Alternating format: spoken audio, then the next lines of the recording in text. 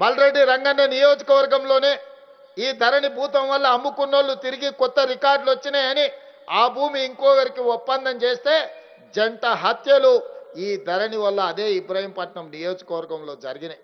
ఇవి ఒకటి రెండు ఉదాహరణలు మాత్రమే నేను చెప్పదలుచుకున్నా. సిరిసిల్లలో ఒక ఆడబిడ్డ తన రెవెన్యూ రికార్డును సర్దిద్దుకోవడానికి లంచం అడిగిందని నేను ఇవ్వలేనని చెప్పి తాలిబొట్టును తీసి ఆ అధికారి కార్యాలయానికి తగిలిచ్చి వచ్చింది. అది సహజంగా వచ్చిన సమస్య కాదు, ధరణి వల్ల వచ్చిన సమస్య. ధరణి తీసుకొచ్చిన సమస్య పేదలకు.